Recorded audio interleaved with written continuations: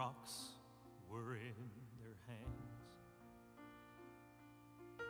A decent payment for her sin. Now her life must end. But Jesus said, let he who is innocent for the life of me, I can't believe he died for me at Calvary, but he paid the price, a willing sacrifice, that I might realize a home in paradise. He died for the life of me. For God so loved the world that he gave his only son for me. Oh, I can't. All right, good evening, good evening. Thank you all again for coming this evening to our second week of Apologetics. I am looking forward to it again. I do have a couple quick announcements before we get started. On the back table, we do have donuts, we have water, and we have a handout for today. We have a handout. If you did not get a handout and you need one, if you don't mind throwing your hand up, a couple of these guys have some papers. They're going to pass them out.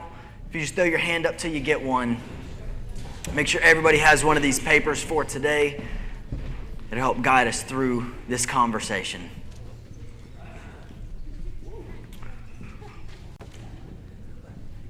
And while they're doing that, I do have one other announcement. This is from Mimi's Tours. Bonnie Britt is going to be giving a tour to anyone who would like of the ministry house down here after church. If you would like to meet down here, are you doing it in waves or... Oh, down there. All right, you got to meet her down there at the ministry house if you would like to take a tour. Sign-ups, are you doing sign-ups? No, just show up down there and she'll walk you through it if you're interested in going meet Miss Bonnie Britt down there right after service. All right. I believe that's it. Well, let's go ahead and pray and we will jump right on in to our second session. Let's pray. Father, thank you for this day. Thank you for all you've done for us. God, thank you for the opportunity for us to be here. Thank you for your truth. Thank you for the chance for us to gather, to grow together, to learn together. Please help me. Please help each person in this room and all of the other classes going on. We ask for your help. We ask you to please help us to grow in our confidence and certainty that Christianity is true, and also be able to help other people, those who are Christians and those who are not, to evangelize those so they can come to know you. We thank you for all you've done. We love you. Help us have a great evening. In your name we pray. Amen. So I want to start with a quick review over what we hit last week. And if you missed last week, we'll try to give a quick overview to catch you up as we jump into our second week. So 3 things we talked about last week. 1, what is apologetics? What is apologetics? Again, it is not apologizing or saying I'm sorry, but it is a reasonable defense or making a positive case for the truth of Christianity. We saw throughout the New Testament that Jesus did apologetics. We see Paul do apologetics. And we, according to 1 Peter, are commanded to do it. Sean McDowell asked this question, and I posed it last week. And it's not that it's not a question of are we an apologist, because we are commanded to be. The question is, how good are we at it? So why is it important? We know what it is. Why is it important? Number 1, it's important to increase the confidence in Christians, to help increase the certainty of Christians, grounding their faith deeper that Christianity is true. And second is to evangelize the unsaved, helping remove obstacles in people's journey as they have questions so they can come to know Jesus Christ. Number 3, the third thing we talked about was, what about faith? What is the relationship of faith to reason? And faith is not to be understood as something that is a belief absent of evidence. It is not a belief completely detached from, without, in the face of not having any evidence, but rather it is reasonably venturing our trust in something. and that's faith. So this week we're going to go into the question of what is truth? What is truth? Growing up, most of you know my dad. Growing up, he would often, and maybe some of you in here have felt this and are the recipients of this, of being trolled or lied to and messed with. And based on some of the laughs, I feel like you probably have been the recipient of this at some point in your life.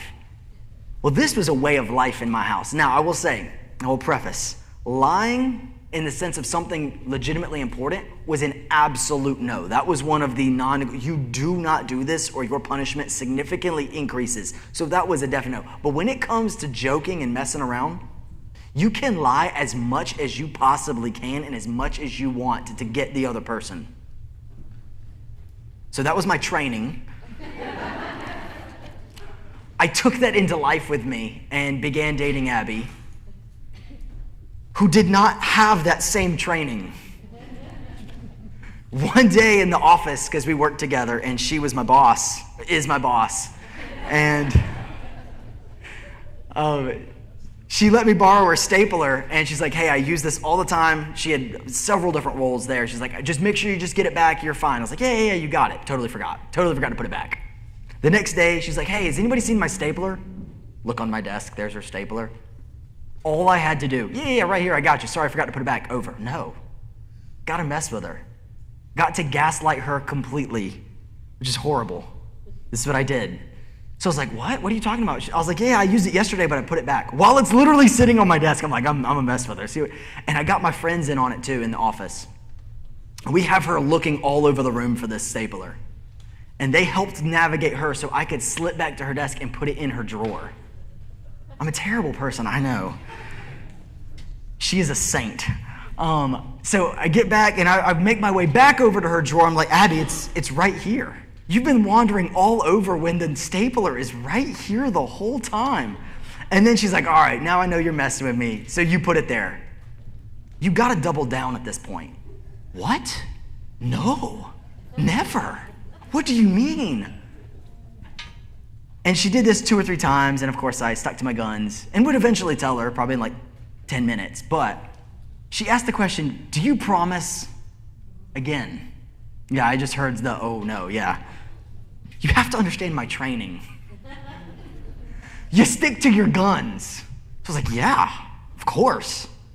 In her household, the joke ends when you ask if you promise. I learned that day.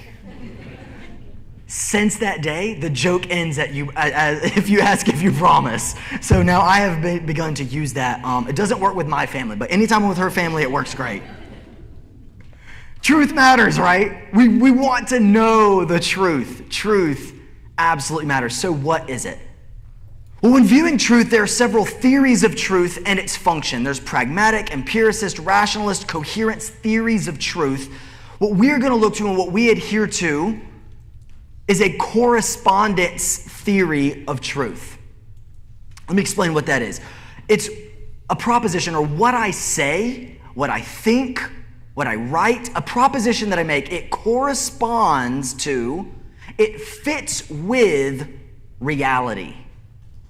What I say, what I think, what I write, the proposition I make, it fits with reality. It accords with it.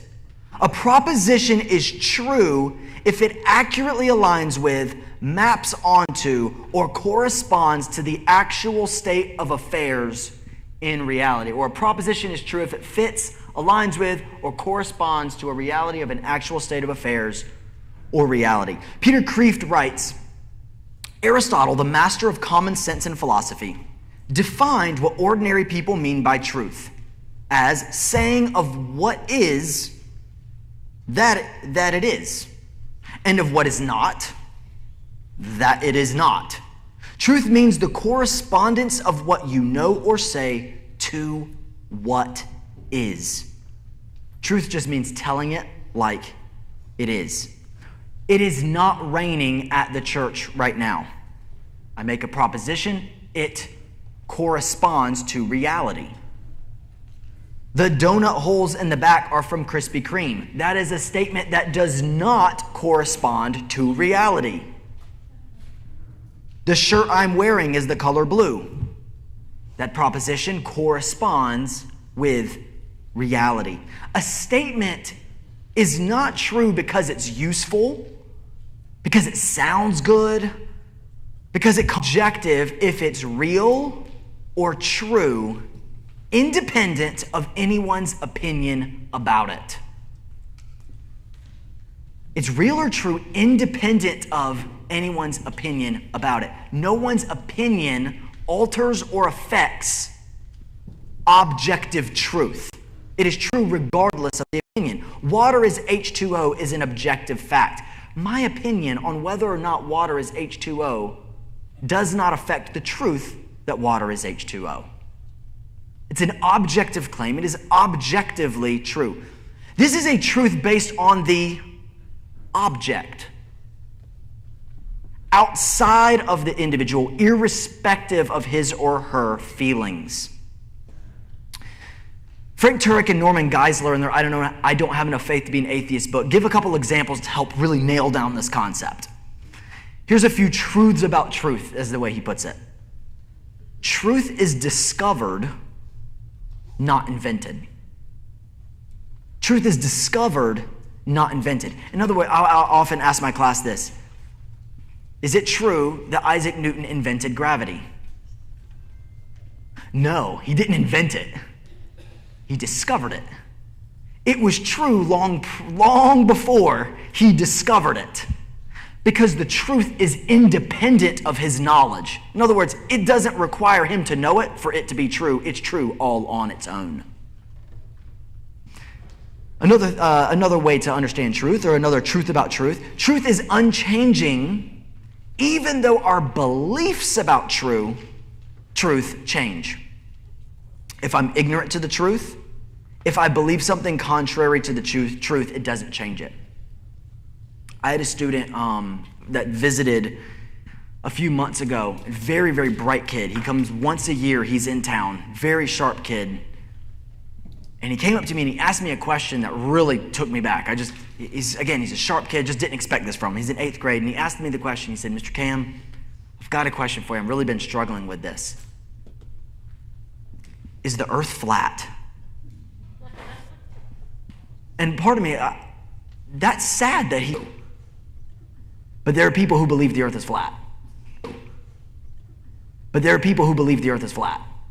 Sincerely, they are held. Recently, there's been this idea that has become more and more popular. But they mean it. They really believe it. They're very sincere. As if the sincerity of the belief dictates whether or not the belief is true. The level of sincerity has no bearing on whether or not a claim is true. Again, if someone really sincerely, wholeheartedly believes the earth is flat, does not change the reality that the earth is not flat. John Adams is famous for saying this: facts are stubborn things, and whatever may be our wishes, our inclinations, or the dictates of our passion, they cannot alter the state of facts and evidence. And the fourth truth about truth: truth is not affected by the one or the attitude of the one professing it. Have you ever heard someone speaking and they are just an absolutely arrogant, obnoxious jerk? I was watching a theological roundtable, and I was talking to a friend of mine who had also watched it. And one of the 4 people in the roundtable having this theological discussion was just really obnoxious. The other 3 had such humility and grace as they're just having this really good faith conversation. But the 4th guy, he just was not. And I told one of my friends, it took everything in me to take what he was saying on its own merit and not let his attitude affect whether or not I believe it's true or not. Because the reality is, if that guy, even though he had a terrible attitude, spoke the truth, it's truth regardless of how his attitude is. And you can have someone who's so kind and genuine and sincere and humble and caring speak something false, and their attitude doesn't make the false thing any more true. So our attitudes and someone's attitude has no real effect on whether or not truth, an objective claim, is objectively true. An objective claim is either true or false, entirely independent of me. So that's objective truth. That's the first type of truth we're going to look at. We're going to look at our second type of truth, which is subjective truth, or maybe you've heard it as relative truth. Relative truth, subjective truth, pretty much the same thing. Something is subjective if it's just a matter of personal opinion. Vanilla tastes better than chocolate is subjective. This is a truth based on the subject. The person who is making the claim, it's dependent on them, not the object to which they're talking about. There's one easier way to remember it. The object is the thing, the objective, and then subjective is the subject, the one doing the speaking or making the claim. This is a truth based on the subject and his feelings, his beliefs, and his experiences. In other words, if I said, Bojangles French fries are absolutely incredible. Yes, Scott, that's what I'm talking. Yes, absolutely incredible. Is that a claim really about Bojangles fries? Or is that really a claim about my opinion and preference and experience with Bojangles fries? It's the second one, right? It's really a claim about the subject and my beliefs and my preferences and my feelings. Now, if I said, you can buy a Bojangles 4-piece Supreme dinner with French fries and lemonade with strawberry jelly for $10.06, that is an objective claim. That is completely independent of me. And if that number is not correct, just check with my brother. He'll tell you what it actually is. He knows it by heart. 100%, I'd be willing to bet a lot on it. He knows exactly how much it costs. That is an objective claim, right? It is this cost. Either it is or it isn't, but that's independent of my opinion. Here's another one. In the office, there is a war that goes on, especially in the winter. Me and Josh Green versus Derek Sandridge and Steve Hall. It is a battle of the temperatures. The thermostat is where the war is waged. That is the battlefield. Derek and Steve love it cold. I do not. I hate the cold. I despise the cold. We'll go out for pickup, and it's 65 degrees, and I've got a light jacket on, and Derek Sandridge is in a short sleeve. He'd be out there in 40 degrees with a short sleeve on. Crazy. I can't do it. But if I were to say, like, in this gym right now, I am cold. I feel cold. It is cold, right? That is subjective to me. Now, if I said it is 68.4 degrees and that is accurate, that would be an objective claim. So we see the difference between the two, between subjective and objective. And this matters, and we're going to get to showing really why it matters. Before we get to really why it matters so much, I want to give us a little bit of an exercise to do together to see the difference between objective and subjective claims. So on your paper there, I gave some examples that we'll walk through together, and you put in the blank whether you think it's objective or subjective. The first one, I know it sounds like a really random one. This past Memorial Day, Abby and I were tasked with getting ice cream for the entire family. So we go to Walmart, and I look at the prices of Breyers, and I'm like, okay, you're not an option. So then I go down to Turkey Hill, and I'm like, okay, you guys got a sale here. This isn't too bad. Looked at all of the many options, and I had to choose 3 for the entire family, and these are the 3 I chose. We chose chocolate peanut butter, cookie dough, and Moose Tracks. So if the claim were to be Turkey Hill chocolate peanut butter, cookie dough, and Moose Tracks are the best 3 ice creams, is that an objective claim or a subjective claim? Subjective. That would be subjective. If I were to say the Guardians of the Galaxy ride is the coolest ride in Epcot Disney World, subjective. If I said the Guardians of the Galaxy ride lasts 3 minutes and 20 seconds, that'd be objective. That is a claim independent entirely of my opinion. Coffee tastes delicious. Now be careful here. So I really thought I was going to get some objective people in here. Like, no, it is objectively delicious. I would absolutely have to disagree, and I'm sorry. Yeah, it is subjective for sure. Next, Earth is the center of the solar system. That is an objective claim. It is an objectively false claim, but because it's definitely not true, but it's still an objective claim. I did add this to the side. What kind of claim is this? This is a scientific claim. This is a scientific claim. This is an objective scientific claim. Next, Krispy Kreme donuts make it the superior donuts. Subjective. Subjective. I had a friend in college whose family owned several donut palaces down in Texas. And every once in a while we would go to Krispy Kreme, and he refused to eat any donut until he could get back home and eat his family's donut palace donuts. He was committed. Respect it. The Allied powers won World War II.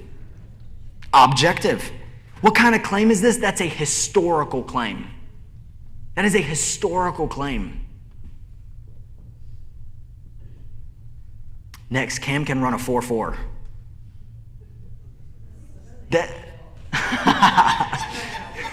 Okay. I can tell you the answer is I cannot. I definitely cannot run a 4.4. I do not have elite speed. If I could run a 7.4 at this moment in my life, I'd probably be pretty happy. This claim is an objective claim. Whether or not I can is completely independent of anyone's opinion. And whether it's true or false doesn't matter. It is still objective. It is an objective claim. And now comes to this one. And I think we in here will get this right, but if we take this outside, I think most people would get this wrong. Abortion is wrong. That's objective. It is a moral claim. There are scientific claims, there are historical claims, there are moral claims. Saying abortion is wrong is an objectively moral claim. It's an objective moral claim.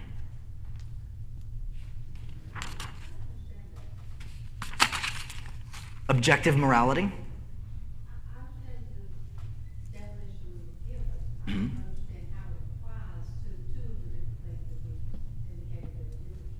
So with objective morality, and we will get to this when we get to our 4th or 5th week, when we talk about the moral argument for God, we will look at objective morality in that morality is not subjective in the sense of that morality is different for each person.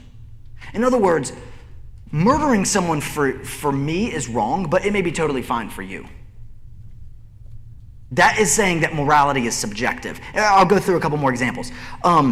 Saying life begins at conception, that's an objective claim. It is true or false, independent of my opinion. In other words, my opinion does not determine whether or not life begins at conception. That is a scientifically objective claim. My opinion, if I think it doesn't change the fact that it does. Killing an innocent human being is wrong. That's an objective claim. That's a moral claim. In other words, okay, let me ask it this way. Someone who says killing an innocent human being is wrong, is that on the same level as saying Turkey Hill chocolate peanut butter ice cream is the best? Are those the same things? The second one is entirely dependent on my preferences, opinions, and beliefs. The first one is true or false completely independent of my opinion. It doesn't matter if I think murdering people is fine or not. It is objectively wrong. It is wrong regardless of my thoughts on it, my opinions on it, my feelings on it, my knowledge of it. You hear some things, again, with the abortion one. If I were to say the same thing with the Turkey Hill ice cream, right? Well, if you don't like Turkey Hill chocolate peanut butter ice cream, then don't get one. Then don't go get it. Don't eat it. Pick a different one. Don't get the ice cream if you don't like it. this slips its way into moral claims. If you don't want an abortion, then don't get one. You see how the relativism and the subjective thought bleeds into moral claims. But we wouldn't say the same thing if I were to say, well, if you think slavery is wrong, then don't own a slave. Whoa, whoa, whoa, whoa, whoa, whoa, whoa, whoa, whoa. No, it's absolutely wrong. I thought moral claims were completely subjective. Let's take it, and I don't mean to be harsh or cruel here, but let's give a few more stronger examples. If you take issue with slaughtering thousands of protesters in the streets, then just don't participate in it. If you don't like torturing innocent children for fun, then just don't. You don't have to do it. That's entirely subjective. Oh, if you just don't like to, then you don't have to. Just don't judge someone else for it. Which, by the way, sounds like a judgment. But scientific, historical, and moral and religious claims are objective claims. They are true or false, regardless of my opinion about them. Why does it matter? Well, truth has consequences. If moral and religious claims are subjective, so these claims of morality, if they really are subjective, where each person gets to determine their own morality of really what's right and wrong is completely dependent on you and me, then Christianity is meaningless and moral claims are meaningless. If there's no objective moral wrong, and it's all dependent on the individual, then is there such a thing as sin? And if there's really no such thing as sin, then what did Jesus die for? Then it undermines the gospel and it undermines the entire idea of Christianity if there's no objective morality. And objective moral religious claims mean nothing. Frank Turek and Norman Geisler say this: if you can kill the concept of truth, objective truth, then you can kill the concept of any true religion or any true morality. If you can kill the concept of truth, then you can kill the concept of any true religion or any true morality. This is an objective religious claim based in reality as either objectively true or objectively false. But either way, whether it be true or false, it's objective and not determined by the individual. We do the same thing with religious claims, with Jesus of Nazareth. Jesus was a man who lived in first century Nazareth, was crucified in Jerusalem by the Romans, and he rose again the third day after he was buried in a tomb. Those are all objective claims. Whether or not Jesus existed is not dependent on my opinion. Just like my existence is not dependent on your opinion. If you suddenly stop believing I exist, does not change the fact that I exist. Same thing with his life, his death, his burial, and his resurrection. Now, it may be objectively false, which I don't believe it is, and we'll get to that and show why, but it's still an objective claim. In other words, what it does is it takes the rocks out of the hands of someone who can say, that's true for you, but it's not true for me. What happens in that moment is they take objective truth and they turn it into relative or subjective truth, and then say, that's good for you, that can be true for you, but it's not true for me. What happens when relative truth, subjective truth, runs into an objective claim? Here's kind of what happens. It's on your paper. It's called the law of non-contradiction. We'll walk through that real quickly.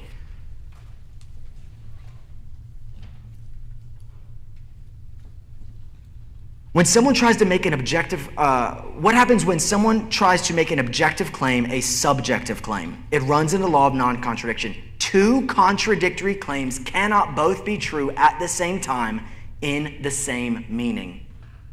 Two contradictory claims cannot both be true at the same time in the same meaning. Here's a really simple example. If I say I exist,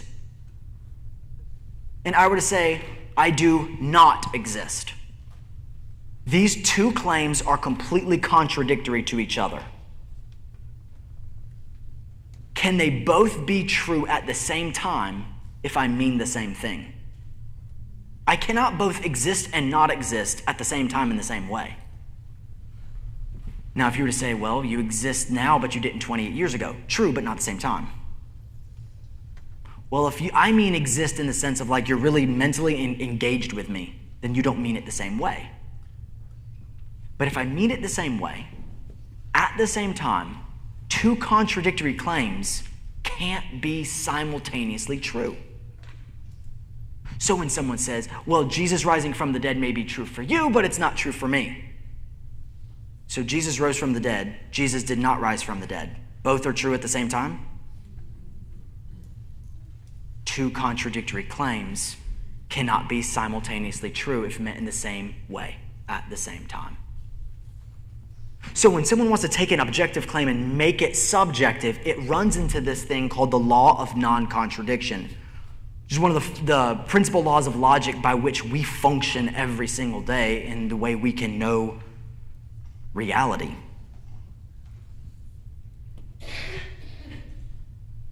Jesus as God incarnate rose from the dead. Jesus was not God incarnate, did not rise from the dead. Two contradictory claims, they both can't be true at the same time in the same meaning because it's an objective claim. This is not like which flavor of ice cream do you like more. If I like chocolate peanut butter and you like strawberry, those are subjective claims because it depends on us as subjects. But a claim about the resurrection of Jesus Christ is an objective claim that is either true or false, but completely independent of my opinion or your opinion. Our opinions don't matter, whether it's true or not. But they both can't be true. He either did or he didn't, but not both.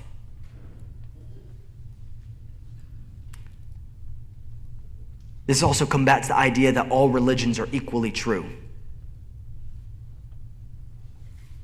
In Islam, they do not believe that Jesus died on the cross. Jesus did not rise from the dead, and they do not believe that Jesus is God incarnate. So based on the law of non-contradiction, Islam and Christianity cannot both be true simultaneously. So the idea of coexist in the sense that all religions are equally true cannot work because it violates this law of non-contradiction. So how can we combat some of this postmodern thinking and some of this thought of true for you but not for me? Maybe you've heard the phrase, that's my truth, something different. Examples and explain what it is. If you've ever heard the claim, there is no truth, that is your truth, that's true for you but not for me. There's a tactic that we can use popularized by Greg Koukl and Frank Turek called the Roadrunner tactic. And these are to help us to identify self-defeating claims. Self-defeating claims. There's a little picture I have to kind of show what a self-defeating claim looks like in our real world. This is a picture of what a self-defeating claim would look like. A guy sitting on the branch, sawing off the log, not realizing that he's sawing off the very thing he's sitting upon. And in his action, it defeats himself. Or it's like when Elmer Fudd sticks the shotgun in after Bugs Bunny and he doesn't realize that it sticks all the way back around and shoots himself, right? Like that's same thing, it's self-defeating. And these statements defeat themselves even if they were true. The tactic that Koukl and Turek use is called the Roadrunner tactic. They based it on the Looney Tunes show where you have Wile E. Coyote and the Roadrunner going against each other. So I actually have a short clip, if we can play that, of what it looks like.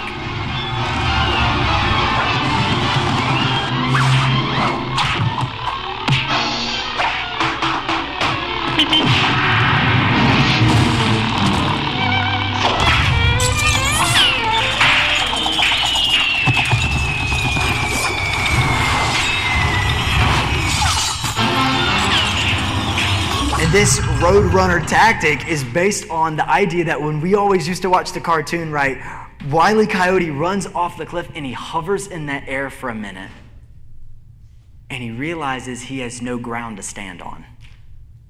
And these claims, what they do is it takes the ground that they're standing on completely out from under them. And just like Wile E. Coyote, they're left hanging in the air with nothing left to do but fall to their death. So here's some claims, and then here's how we can combat it using the Roadrunner tactic. And the Roadrunner tactic is this: apply the claim to itself. Apply the claim to itself. Here's how it looks. Here's an example. If I were to say, there is no truth, someone looks at you and says, there is no truth, you could look at them and get out a giant board and say, let me walk you through the correspondence theory of truth, objective truth, subjective truth, explain to you why, or you could just look and say, is that statement true? Is that statement true? Because if it's true that there is no truth, then your statement would not be true. But if it's not true that there is no truth, then your statement doesn't mean anything because your statement's not true. And the moment Wile E. Coyote steps off, he realizes he has no ground to stand on and falls to his death. That's a self-defeating claim. All truth is subjective. All truth is relative. Is that statement relatively true? Or is that statement absolutely true? Because if it's absolutely true, that all truth is relative, then it sounds like there's an absolute truth. But if it's only relatively true, that all truth is relative, then maybe that's just true for you. And it falls apart. There are no absolutes. Is that an absolute statement? That sounds like an absolute statement. There are no absolutes. Yeah, that's definitely an absolute statement. So your very claim is doing the very thing you're saying doesn't exist. It's self-defeating. I included about 20 some of these on here with the blanks. There is an answer sheet in the back, but I wanted to give everyone a chance to go through several of them and see, okay, how could I answer this? Here's one, maybe give you a second to see if you can answer. You can't know anything. I've had someone tell me this. You make these religious claims, you can't know anything. How do you know that? Right? And these self-defeating claims. What's sad is that so many of these have just infiltrated our culture and become second nature to people. And it's truly sad how many people live by these things and it just flows out of them. Yet they don't realize that they're meaningless and shallow. It's building your life on sand, and it will not hold. So I provided quite a few of them there, and I hope that these will help as we begin to, or as you continue to walk through some of these, as you try to answer them. Again, with the Roadrunner tactic, one thing you want to do, an easy thing to do in conversation with people, and we'll get to this in the final week, is in our conversations with people, and again, instead of just get out the board and explain, ask a question. And even with this Roadrunner tactic, if you've noticed, all of the answers are actually in the form of a question. Because a lot of times the question will invite them further into the conversation, probe them to think, and really drag their bad thinking into the light. And questioning is one way to do that. And again, we'll get into that in the final. The existence of God night, and I hope we can put these into practice. Oh, one last thing is our apologist of the week. I put him at the bottom of the paper. Tim Barnett is Red Pen Logic. He's on all social media platforms. Really fun to watch. He's got short videos, easy to watch, and he just helps correct bad thinking with good thinking. He calls it Red Pen Logic because he uses a red pen, former teacher. And he works for Stand to Reason, which is a great company helping with lots and lots and lots of content for apologetics, and he also has a new book with Elisa Childers about deconstructing from Christianity and how to help with that. All right, hope you guys have a great evening. See y'all next week. If you'd like more information about our church, visit our website at lbcdurham.org.